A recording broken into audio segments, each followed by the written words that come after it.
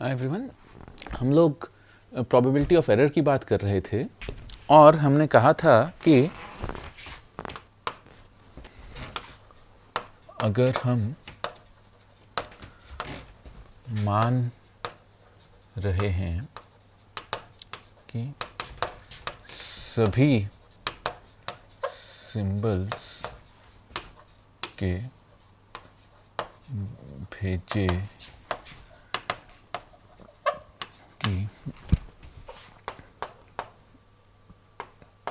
Probability बराबर है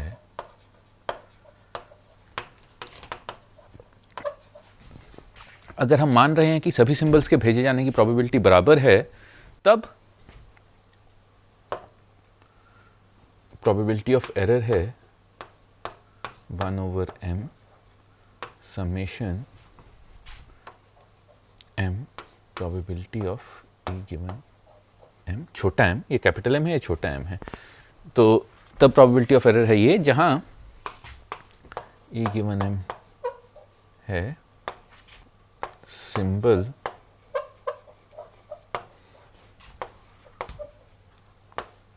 t या वेक्टर sm भेजे जाने पर एरर प्रोबेबिलिटी, सिंबल SMT या वेक्टर SM भेजे जाने पर एरर प्रोबेबिलिटी। और हमने कहा था P E गिवन M है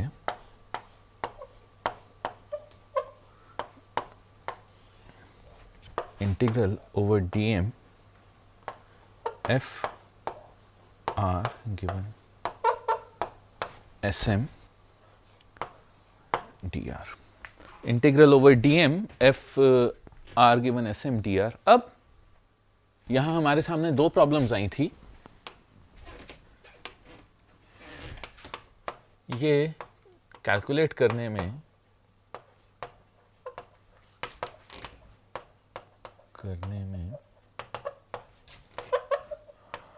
हमारे सामने दो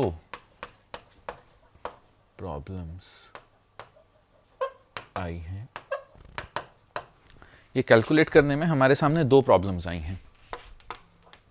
एक, किसी या सभी DMs के लिए ये इंटीग्रल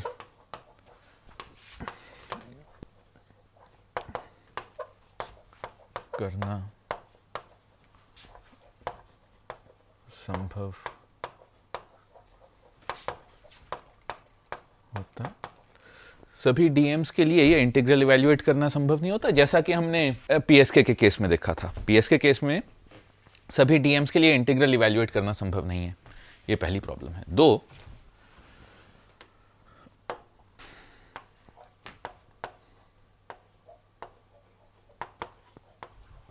जैसा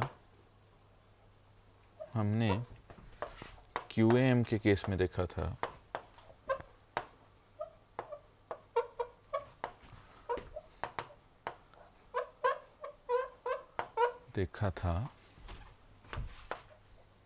सॉरी, ये DM कॉम्प्लीमेंट, ये DM कॉम्प्लीमेंट है, DM नहीं है, सॉरी। जैसा हमने QM के केस में देखा था,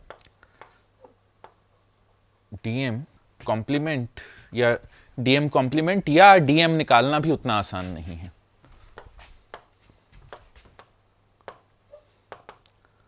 पता करना भी आसान, जैसा कि हमने QM के केस में देखा, DM कॉम्प्लीमेंट या DM निकालना भी उतना आसान नहीं है। तो अब इन प्रॉब्लम्स को हम कैसे सॉल्व करें? इन्हें हम स्टेप बाय स्टेप सॉल्व करेंगे। तो अब हम प्रोबेबिलिटी ऑफ एरर को एक बार फिर से लिखते हैं। या इन प्रॉब्लम्स को सॉल्व करने के लिए हम ये करेंगे कि हम एग्जैक्ट प्रोबेबिलिटी ऑफ एरर ना निकाल कर प्रोबेबिलिटी ऑफ एरर पर बाउंड्स निकालेंगे। अब हम एग्जैक्ट प्रोबेबिलिटी ऑफ एरर ना निकाल कर उस पर बाउंड्स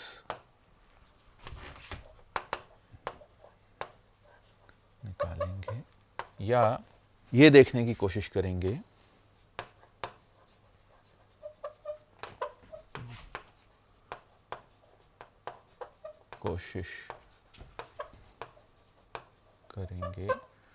कि अधिकतम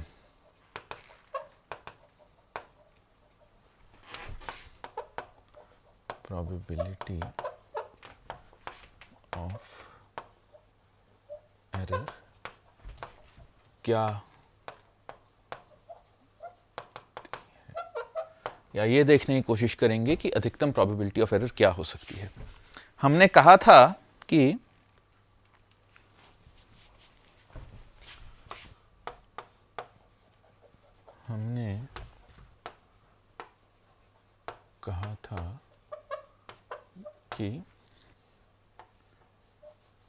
probability of E given M है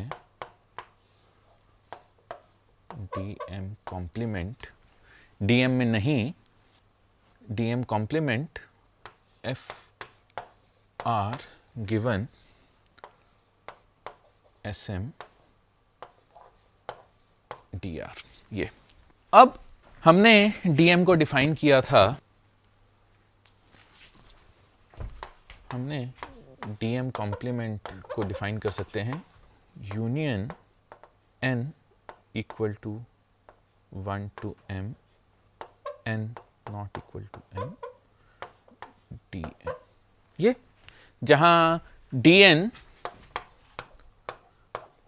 nth सिंबल का डिसीजन रीजन है,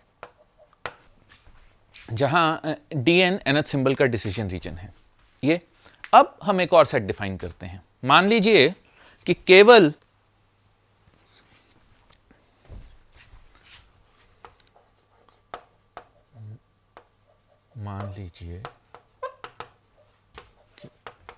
केवल सिंबल्स, मान लीजिए या लीजिए कि कॉन्स्टेलेशन में केवल 2 सिंबल्स हैं,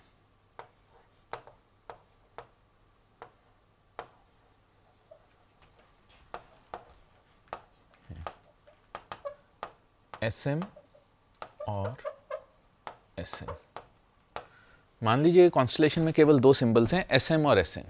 तो हमने उस कॉन्स्टेलेशन को छोटा कर दिया, हमने कॉन्स्टेलेशन का एक सब कॉन्स्टेलेशन लिया जिसमें केवल 2 सिंबल्स हैं, SM और SN, और इन्हीं दोनों में से सिंबल्स भेजे जा सकते हैं। तब D MN M है,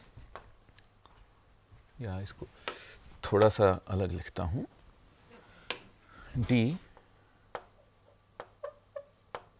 MN M होगा सब कॉन्स्टेलेशन, सब कॉन्स्टेलेशन मतलब कॉन्स्टेलेशन का छोटा भाग, S MN में सिंबल M के भेजे जाने का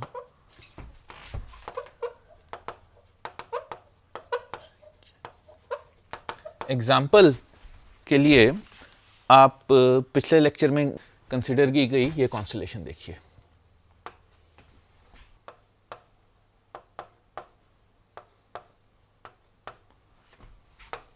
psi1t psi2t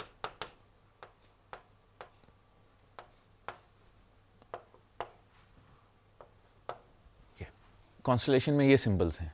अब क्योंकि कॉन्स्टलेशन में ये सिंबल्स हैं तो आप इस कॉन्स्टलेशन में मान लीजिए कि मैं इस कॉन्स्टलेशन में से केवल दो ही सिंबल्स भेज रहा हूं, m और मैं केवल और केवल इन्हीं दो सिंबल्स को भेज रहा हूं, इसके अलावा कोई सिंबल्स नहीं भेज रहा। तो ये दो सिंबल्स होंगे सब कॉन्स्टलेशन SMN। ये दो सिंबल्स बनाएंगे मेरी सब कॉन्स्टलेशन MN, और मान लीजिए ये M है, ये N है।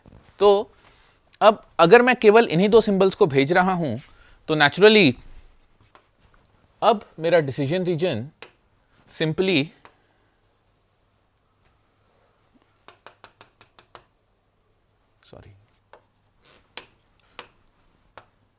ये और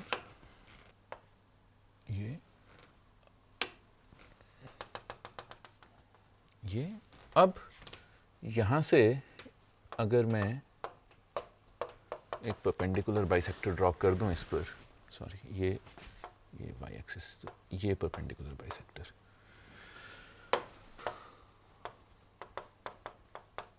यहां से अगर मैं ये परपेंडिकुलर बाइसेक्टर ड्रॉ करूं तो आप ये देख सकते हैं कि मैं फिर से पूरे स्पेस को दो हिस्सों में तोड़ सकता हूं। इस साइड पर m भेजा गया है, इस साइड पर यह सिंबल भेजा गया। ML डिटेक्टर ये होगा, तो ML डिटेक्टर में ये होगा DMN M और ये होगा DMN MN, ये होगा DMN N। ये अब मान लीजिए ऐसे ही मैं दो और सिंबल्स की बात करता हूं। मैंने यही सिंबल भेजा, मैं M, सिंबल M और सिंबल K की बात करता हूं। ये तो ये सिंबल K है और ये सिंबल M है। तो फिर से अगर मुझे इन दो सिंबल्स के बीच में चूज करना है तो इन दोनों सिंबल्स को लिया, एक परपेंडिकुलर बाइसेक्टर बनाया, तो इस परपेंडिकुलर बाइसेक्टर के नीचे अगर कुछ भेजा गया है, इन दोनों को जोड़ने वाली लाइन के परपेंडिकुलर बाइसेक्टर के नीचे अगर कुछ भेजा गया है तो मैं कहूंगा कि ये है DMK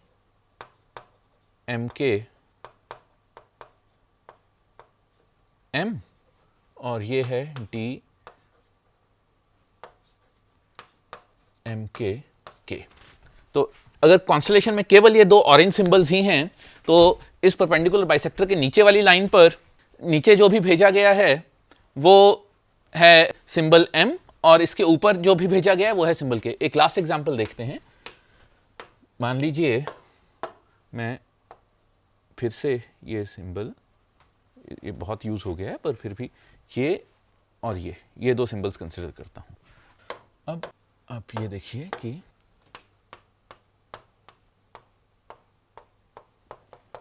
हाँ, ये इस लाइन के नीचे जो भी भेजा गया है DMP P और इस लाइन के ऊपर है DMP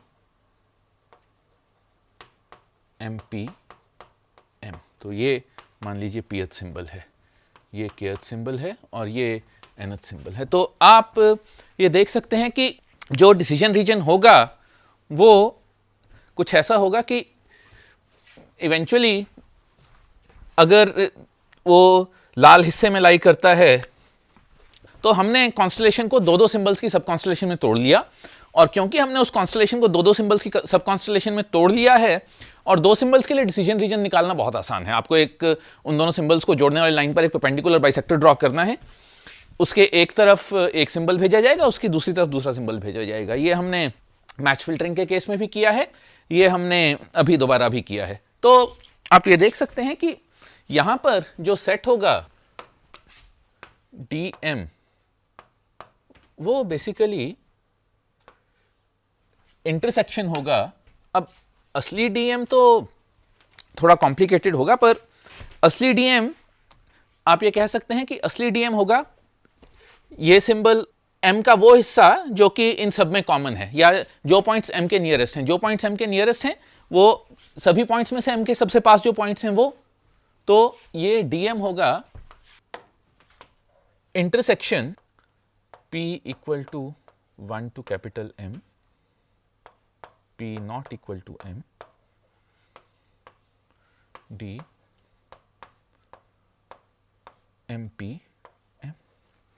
कि अगर हम दो पॉइंट्स की सब कॉन्स्टलेशंस कंसिडर करें तो उनमें से जो भी एरिया M, जो M का डिसीजन रीजन दो पॉइंट्स की सब कॉन्स्टलेशन में जो सभी सब कॉन्स्टलेशंस में कॉमन एरिया है वो DM होगा। ऐसे ही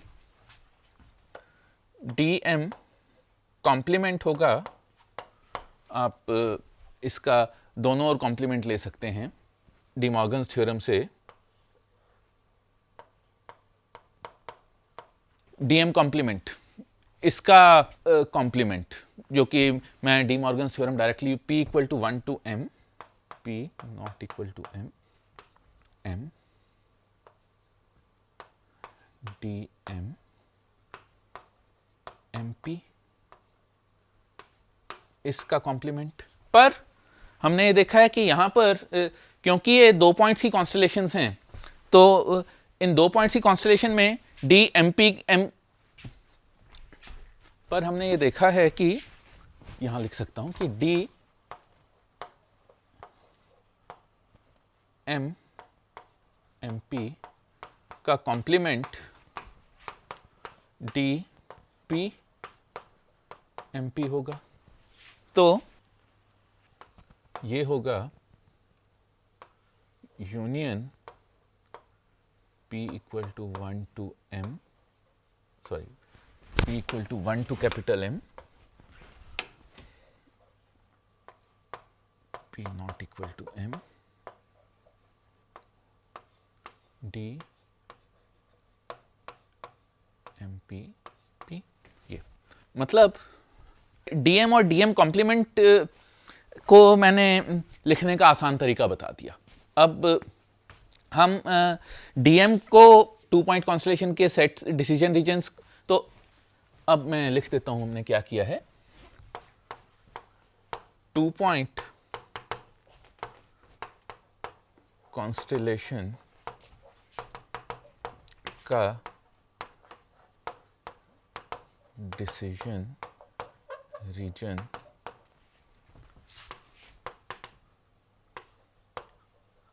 निकालना आसान है। टू पॉइंट कॉन्स्टलेशन का डिसीजन रीजन निकालना आसान है, तो क्योंकि टू पॉइंट कॉन्स्टलेशन का डिसीजन रीजन निकालना आसान है इसीलिए मैंने कॉम्प्लिकेटेड कॉन्स्टलेशन को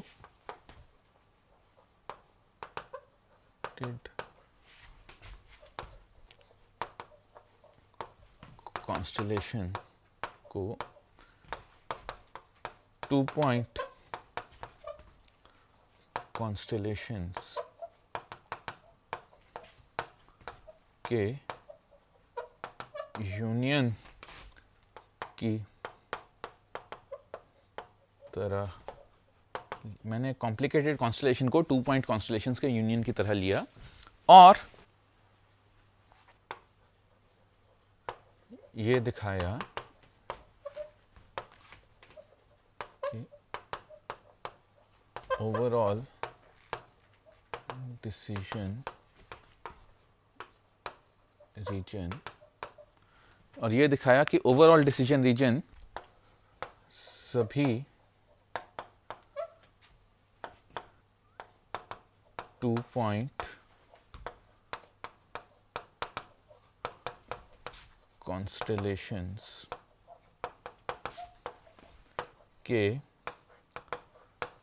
डिसीजन रीजन्स के यूनियन और इंटरसेक्शन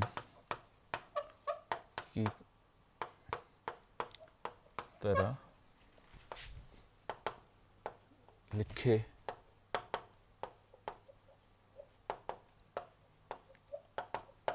ये उनके यूनियन और इंटरसेक्शन की तरह लिखे जा सकते हैं। अब probability of error given m है probability of r in dm complement, ये प्रोबेबिलिटी है। तो अब मैं इसे लिख सकता हूं या गिवन Sm, या इसे मैं लिख सकता हूं probability of dm complement given Sm। मैं dm को क्योंकि dm एक सेट है तो थोड़ा सा नोटेशन को लूजली डिफाइन करके मैं ये कह सकता हूं कि उस सैंपल स्पेस का ये सबसेट आने की प्रोबेबिलिटी कि रैंडम वेरिएबल r इस सबसेट में लाई कर रहा है, तो मैं ये कह सकता हूं कि ये प्रोबेबिलिटी है dm कॉम्प्लीमेंट उस सबसेट के dm कॉम्प्लीमेंट में आने की। तो ये क्योंकि यहां dm कॉम्प्लीमेंट को मैं एक इवेंट की तरह लिख सकता हूं। अब गिवन Sm, अब ये बराबर है probability of union of dm mp, p goes from 1 to capital M,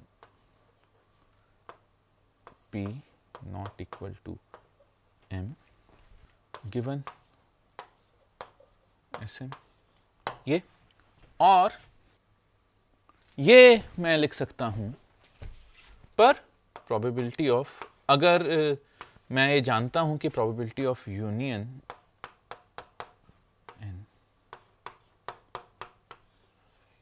less than or equal to summation I probability of ai, ये बात मैं जानता हूं।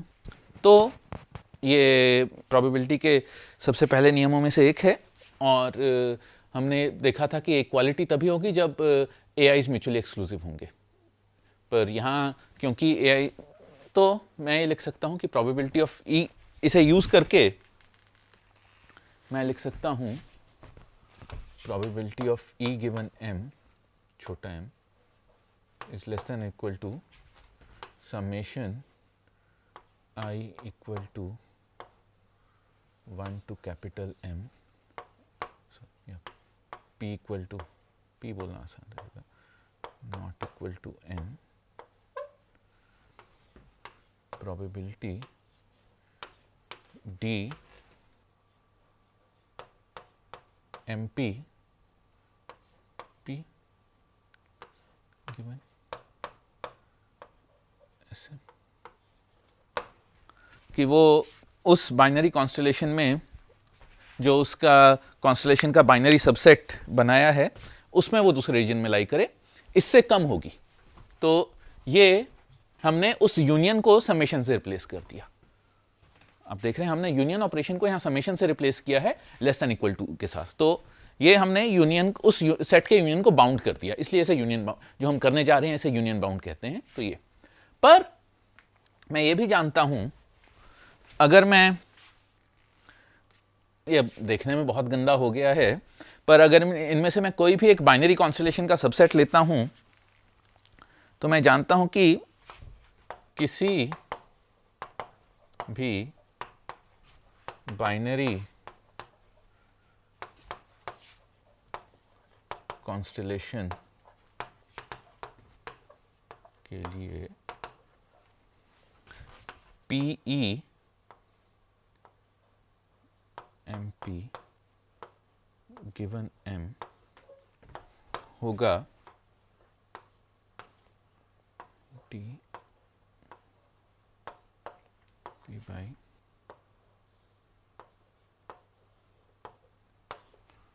ये, जहां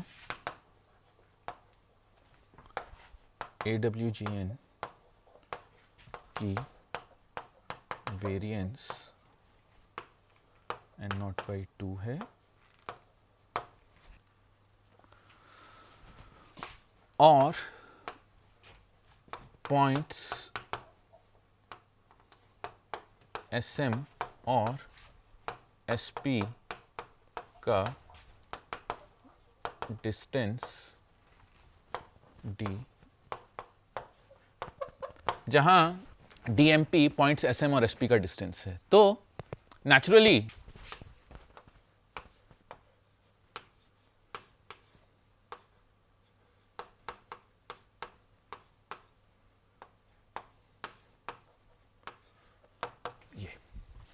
ये मैंने उस कॉन्स्टलेशन को छोटी छोटी बाइनरी कॉन्स्टलेशंस में तोड़ लिया और मेरे पास ये आया। अब मैं आगे क्या कर सकता हूं? तो इसका मतलब ये हुआ कि यहां मैं लिख सकता हूं, इस इक्वेशन को कॉपी किया,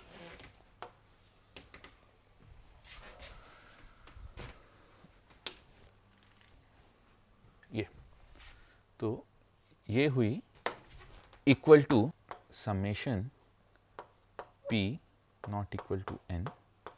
मैं थोड़ा सा समेशन को सिंप्लीफाई कर रहा हूं, Q of D MP by N not. ये तो ओवरऑल प्रोबेबिलिटी ऑफ एरर होगी 1/m summation over m summation over P not equal to m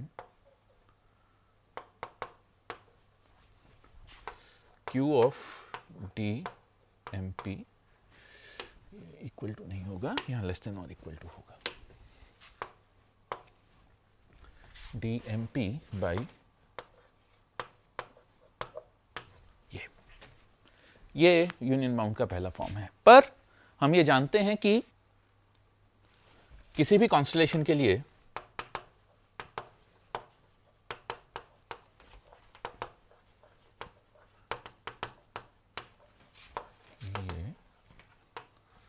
DMP is greater than और इक्वल टू D min, उस constellation के किन्हीं दो points के बीच का मिनिमम डिस्टेंस है, तो DMP इज ये, और मतलब Q of DMP less than equal to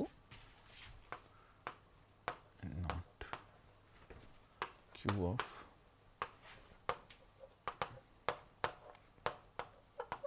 ये। तो probability of error हुई less than equal to 1/m summation over m summation over P not equal to m Q of D min by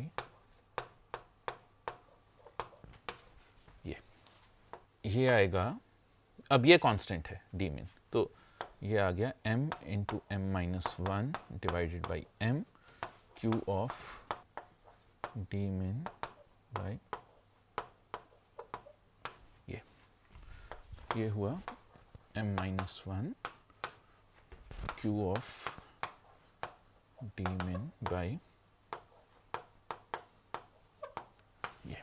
तो किसी भी m point constellation के लिए probability of error होगी m minus 1 Q of D min by ये m minus 1 Q of D min by √2 n not. ये किसी भी कॉन्स्टलेशन के लिए प्रोबेबिलिटी ऑफ एरर होगी। तो ये प्रोबेबिलिटी ऑफ एरर पर यूनियन बाउंड कहलाता है। ये आप कह सकते हैं प्रोबेबिलिटी ऑफ एरर पर एक अपर बाउंड है।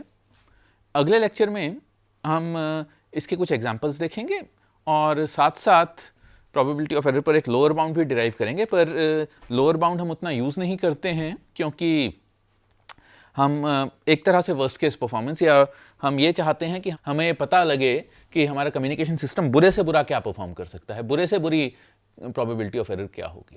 तो इसके साथ ही हम ये वीडियो ख़त्म करते हैं। अगले वीडियो में हम यूनियन बाउंड के कुछ स्पेसिफिक एग्जांपल्स देखेंगे। Thank you.